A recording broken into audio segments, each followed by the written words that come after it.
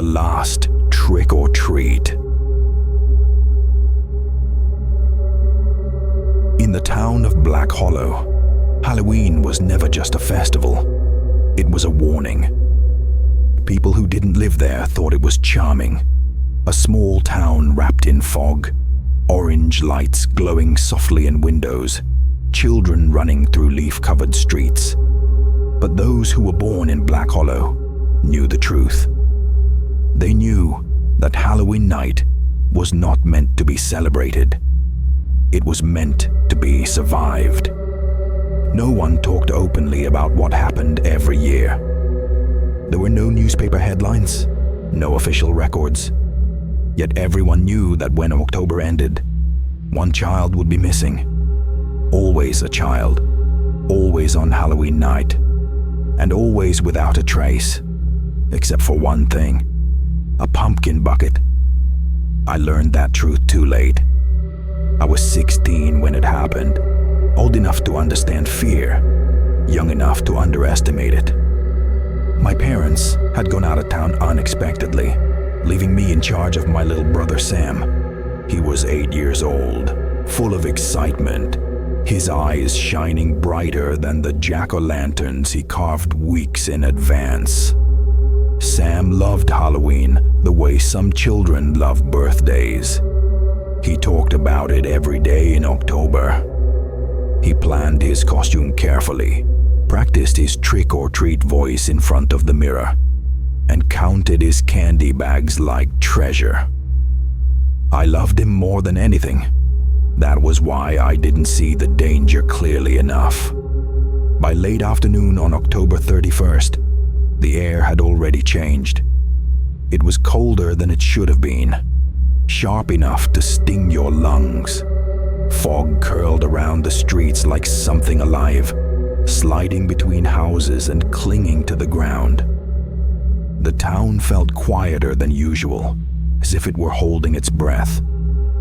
Sam didn't notice. He never did. He wore a skeleton costume that was too big for him, the white bones glowing faintly in the dim light. In his hand, he carried an orange plastic bucket shaped like a skull. "Can we go early?" he asked, bouncing on his heels. "Just stay close to me," I said. "And don't knock on any doors without asking." He nodded, already half distracted by the sound of distant laughter. As we walked through the neighborhood, something felt wrong. Porch lights were fewer than usual. Curtains were drawn tight. Some houses had candy bowls left outside, untouched, as if the owners didn't want to open their doors at all. Adults smiled too tightly when they handed out candy.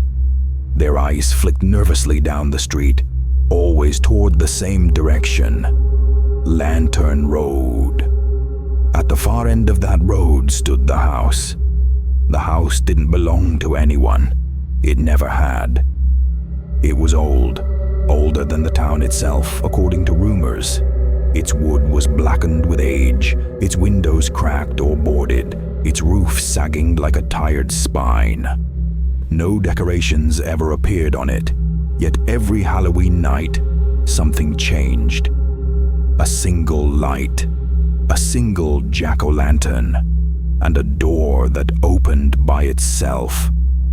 Every missing child's pumpkin bucket had been found on its porch the next morning. "Can we go down there?" Sam asked suddenly, pointing toward Lantern Road. My heart skipped. "No," I said quickly. "We're not going that way." "Why not?" "Because it's not safe." Sam frowned. "It's just a house." I wanted to tell him the truth. I wanted to explain that some places remember things, and some doors don't lead where they should. But how do you explain that to an 8-year-old?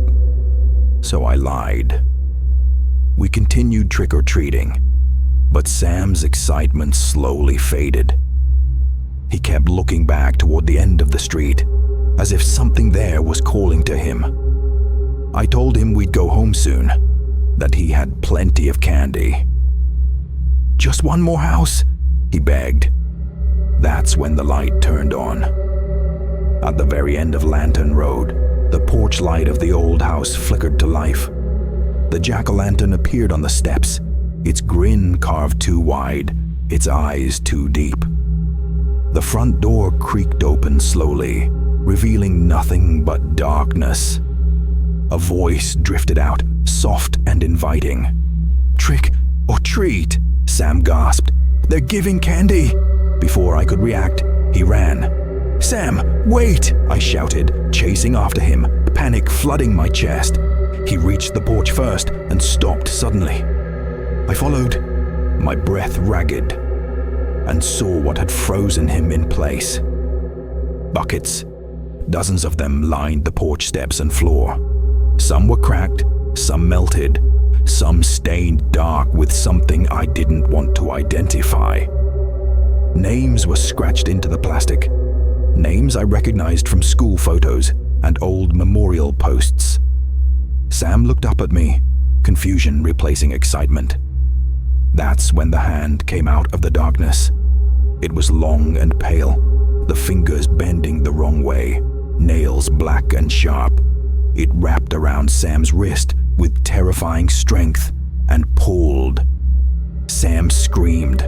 I grabbed him, digging my heels into the porch boards, pulling back with everything I had. The thing hissed, its voice dropping into something deep and ancient. "He knocked," it growled. "He chose." The wood beneath us cracked. My grip slipped. Sam looked at me, fear filling his eyes.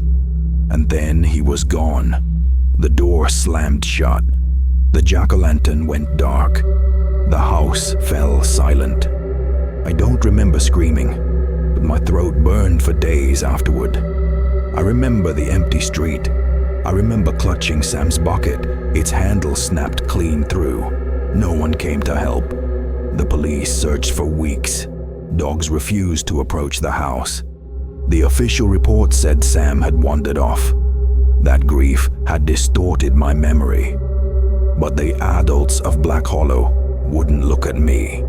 They knew exactly where Sam was. The years that followed blurred together. Therapy, questions, silence. I stayed in Black Hollow when I should have run. Leaving felt like abandoning Sam all over again.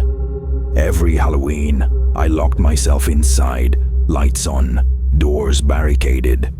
Still, I dreamed of knocking, of doors opening too wide, of Sam calling my name from somewhere deep and dark.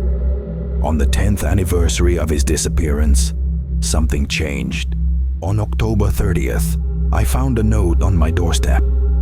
It was written in messy, childish handwriting. "Don't forget to come tomorrow."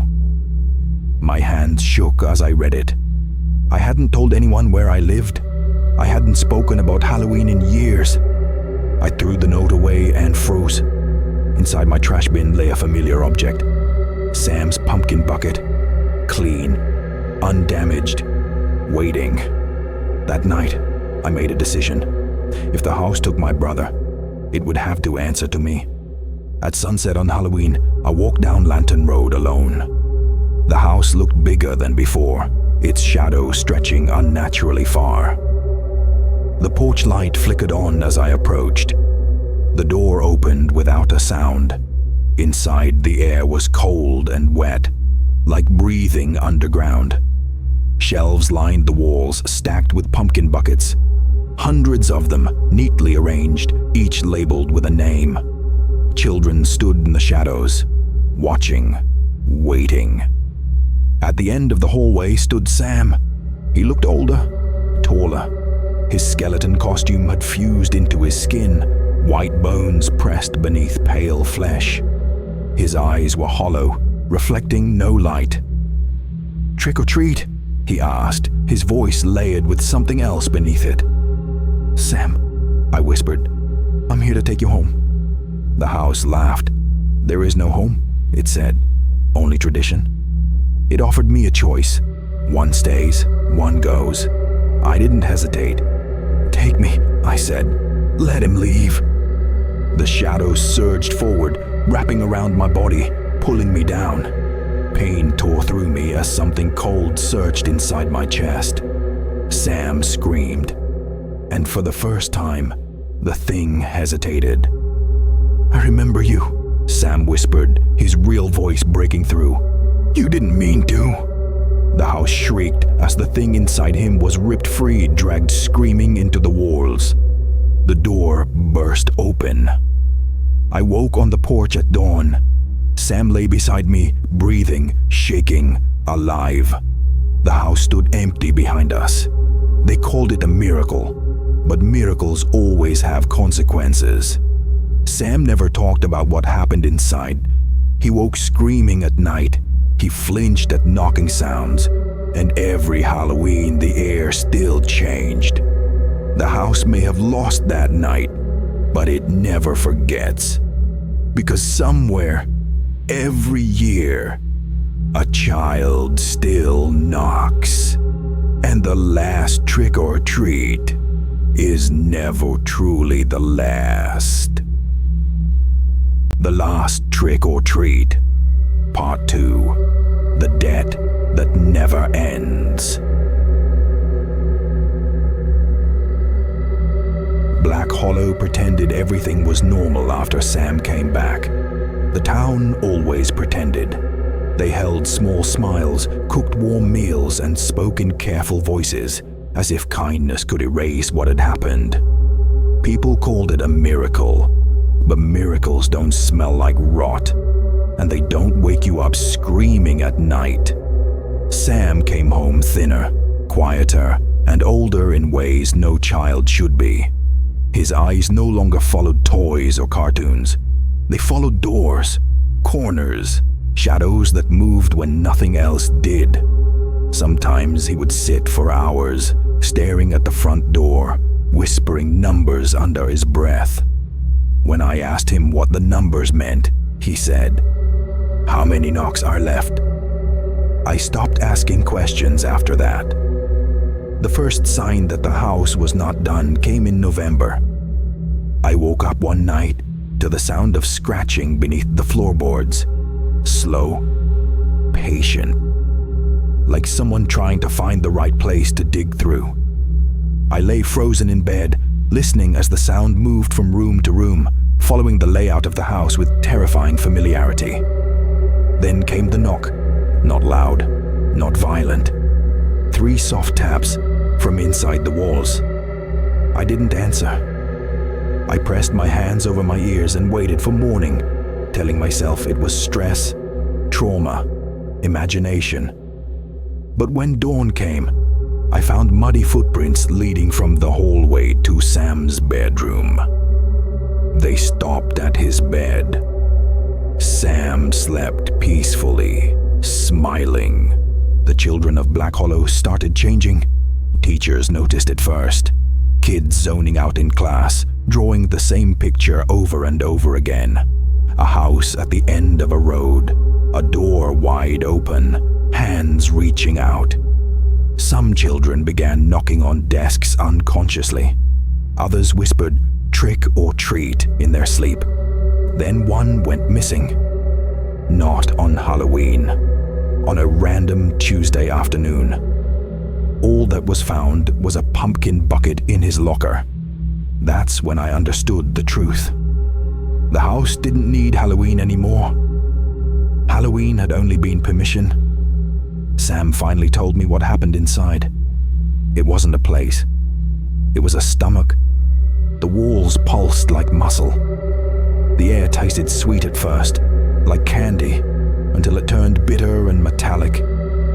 The children weren't prisoners, they were ingredients. Each knock fed the house, each choice strengthening it. And me? I had broken a rule. Trades were never meant to be reversed. "Something has to stop," Sam whispered one night, tears running silently down his face.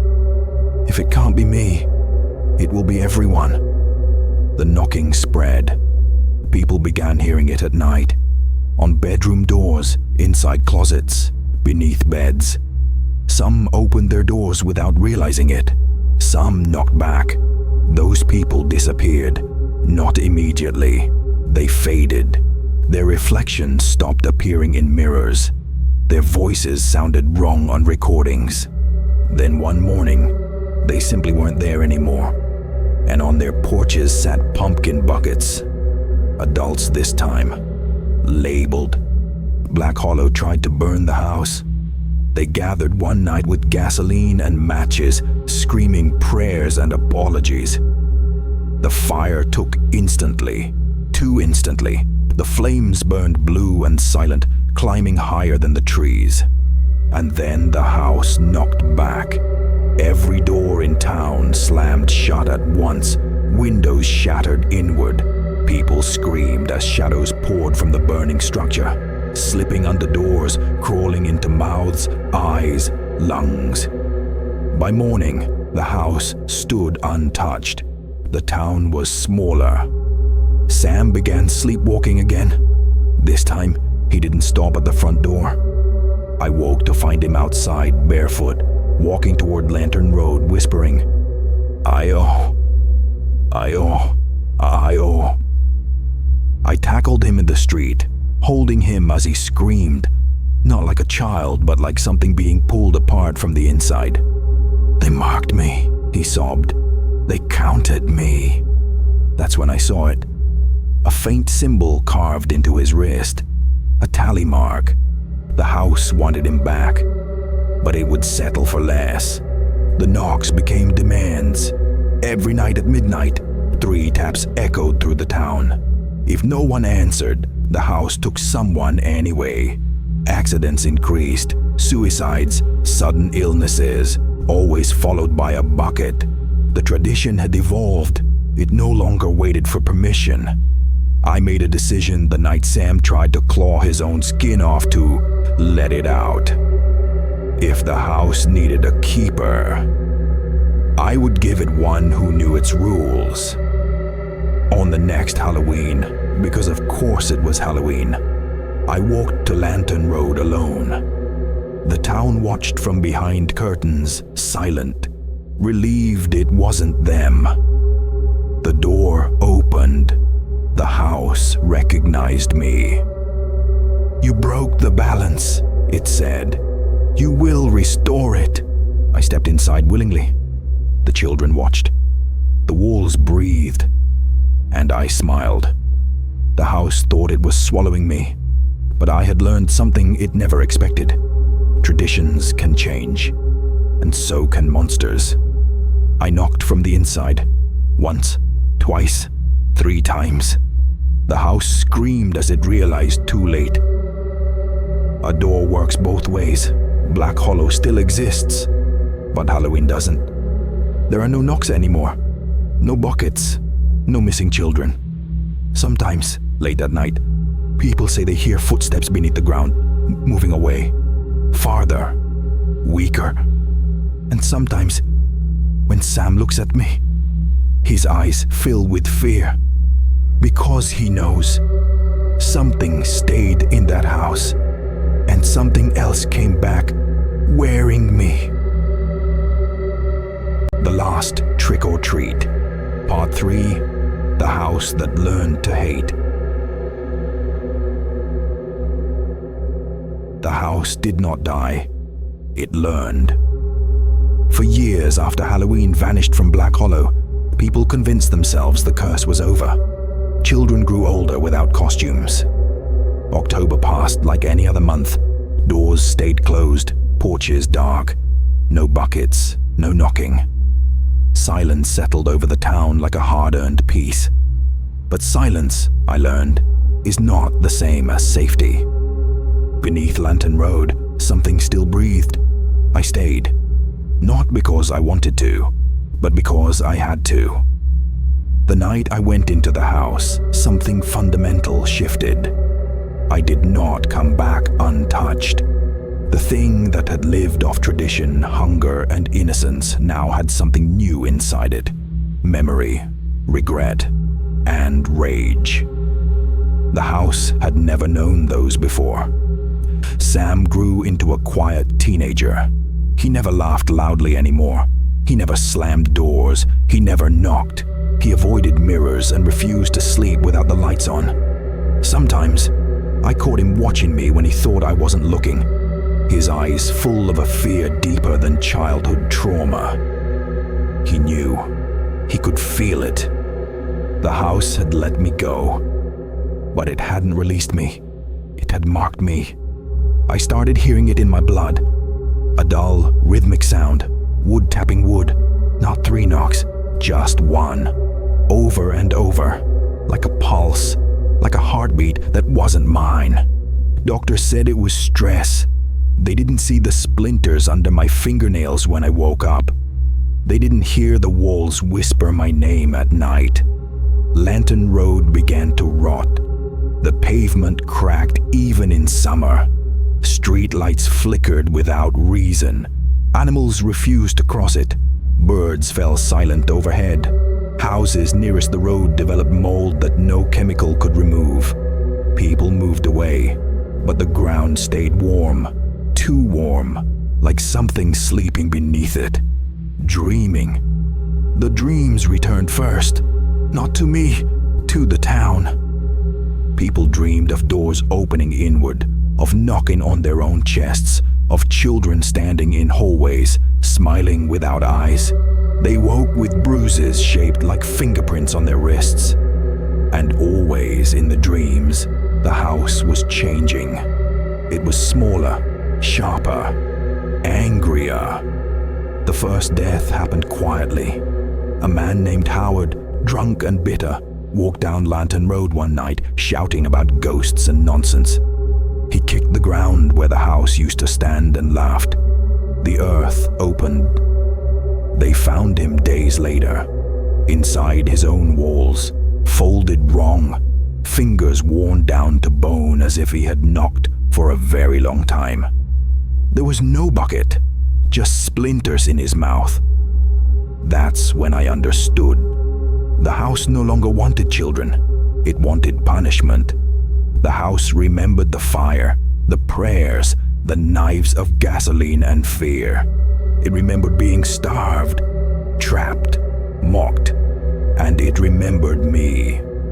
The one who had changed the rules.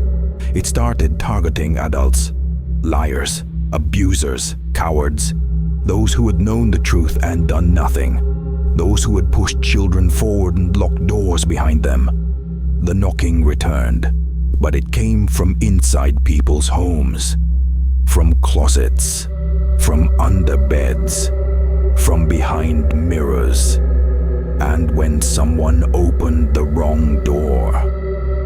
The house took them apart slowly. Sam begged me to leave. "It hates you," he said one night, voice trembling. "It learned hate from you." He wasn't wrong. I had taught it something new that night inside its walls. Choice. And choice creates blame. The town turned on me. They always do when monsters stop behaving predictably. They said I brought it back, that I poisoned it, that I cursed them all by surviving. They left notes on my door, drew symbols they didn't understand on my fence, told Sam he was marked, broken, dangerous. They forgot one thing. The house was listening. Lantern Road collapsed in on itself the night the town gathered to confront me. The ground split like wet wood. Doors appeared along the road, hundreds of them, leading nowhere, everywhere. Knocking thundered from beneath the earth, furious and endless. The house rose, not as a building, but as a shape made of memory and hunger and judgment. And it spoke, not in whispers, in names. People screamed as doors opened behind them, not ahead, behind. Those who had ignored missing posters were pulled through. Those who had blamed children were dragged by their ankles. Those who had stood by in silence were taken last, begging loudest. The house did not rush. Hate is patient. Sam and Irene, the earth tried to follow. The knocking chased us for miles, fading only when the town burned behind us. Not with fire, but with absence. Black Hollow folded inward like a closed fist. By morning, it wasn't on any map. People forgot it existed, except us. We live far away now. No trick-or-treaters, no holidays, no doors that face the street. Sam still checks the locks 3 times every night. And me? I listen, because sometimes, very rarely, I hear something far beneath the ground. Not knocking, not anymore. Scratching, like something trying to learn a new way out. The house hates now, and hate doesn't need tradition. It only needs time. So if one night you hear a sound from inside your walls, not asking, not inviting, just angry, don't answer. Because this time, it isn't offering a choice.